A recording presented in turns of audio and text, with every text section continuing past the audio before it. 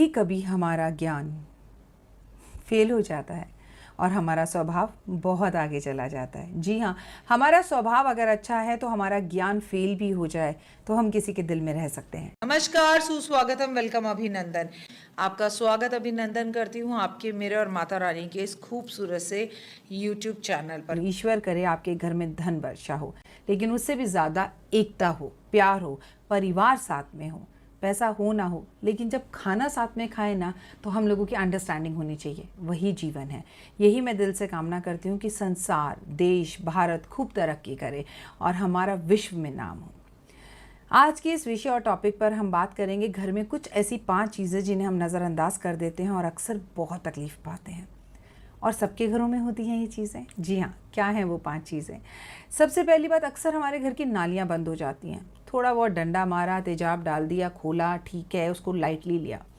आपको पता है, हमारे यहाँ शास्त्रों में हमारी दादी परदादी दीपावली पर नाली के पास दिया ज़रूर जलवाती थी, तो कोई तो रीज़न होगा ना। तो आपको एक बात बता दूं, अगर आपके घर की नालियां बार बार रुक रही हैं तो ये संकेत है कि आपके घर में दरिद्रता जल्द आने वाली है, पैसे की प्रॉब्लम और बड़ी एक घटना होने वाली है।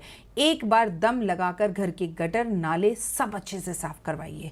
मैं तो कहती हूँ साल में एक बार ये काम ज़रूर करवा लेना चाहिए, लेकिन घर की नालियाँ रुकनी नहीं चाहिए और उनमें से बदबू तो बिल्कुल नहीं आनी चाहिए। उसके बाद ज़िंदगी में देखिएगा कि कितना बदलाव होगा। ये था पहला उपाय। दूसरा उपाय, अगर घर के अंदर हैं बंद घड़ियाँ तो आपकी किस्मत रुक सकती है, चाहे वो ड्रॉ में पड़ी हों और चाहे वो दीवार में पड़ी हों।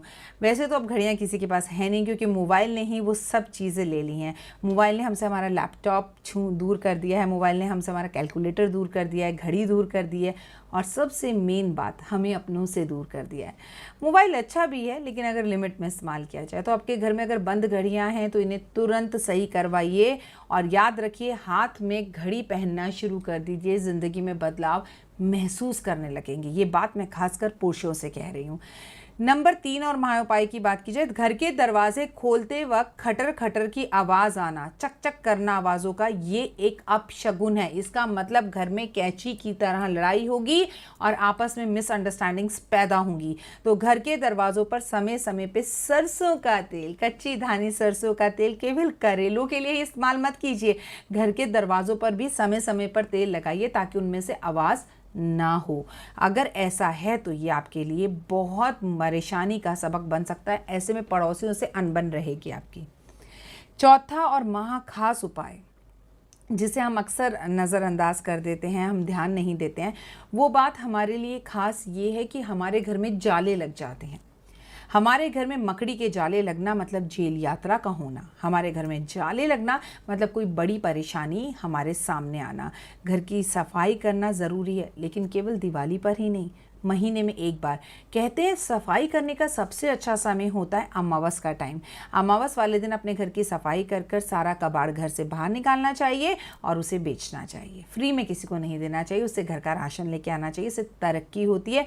घर की चौखट को अमावस वाले दिन ज़रूर धोना चाहिए। 5वां उपाय और आखिरी उपाय, मैं तो आपको वैसे भी सिर्फ 5 उपाय से ज़्यादा बताती नहीं हूँ, लेकिन आपकी ज़िंदगी में ये 5 उपाय बहुत ज़बरदस्त बदलाव ला सकते हैं। घर के बाथरूम की बाल्टी का हमेशा भरकर रखना। जी हाँ, बाथरूम को ज़्यादा सज्जो सजा से संवार कर मत रखिए।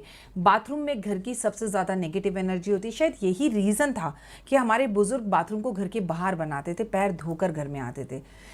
लेकिन पाश्चात्य संस्कृति, स्थान छोटा होना, अब तो घर के अंदर ही जो है बाथरूम है, और घर के अंदर चोरी है, अब तो बेडरूम के अंदर ही बाथरूम है। सो ऐसे में बाल्टी को हमेशा भरकर रखिए तो घर में धन जुड़ना शुरू होगा। आपको पता है, हमारे यहाँ पर कुआं होता था तो पानी का स्रोत हमेशा भरा रहता था। कुएं में जो बाल्टी होती थी वो भी आखिरी बार इस्तेमाल करने वाला इंसान रस्सी से भरकर उसे साइड में रख देता था कि जो आए उसे बाल्टी भरी हुई मिले। सभी बड़े बुजुर्ग घर में पैर धोकर जाते थे। अब इतना फॉलो करने की ज़रूरत नहीं है, लेकिन घर की बाथरूम को हमेशा सूखा साफ़ सुथरा रखिए, कम चमकाइए और उसमें से बदबू नहीं आने दीजिए। पॉट के ढक्कन को हमेशा ढक कर रखिए और हमेशा बाल्टी को भर कर रखिए। अगर आपको मेरी बातें अच्छी लगी तो प्लीज़ हमारे चैनल को सब्सक्राइब करिए, आगे से आगे ज़्यादा लोगों को शेयर कीजिए इस वीडियो को, जिससे लोगों का भला हो। क्योंकि इतने आसान छोटे टिप्स बिना पूजा के और बिना किसी परेशानी के, बिना बड़े बवाल और खर्चों के, ये तो है हमारी दादी माँ के नुस्खे, तो ये कभी खाली नहीं जा सकते। 40 दिन आजमा कर देख लीजिए, ज़िंदगी में फ़र्क दिखेगा। फिर होगी आपसे मुलाकात और भेंट, लेकिन देश से, दुनिया से और हाँ खुद से प्यार करते रहिएगा। नमस्कार।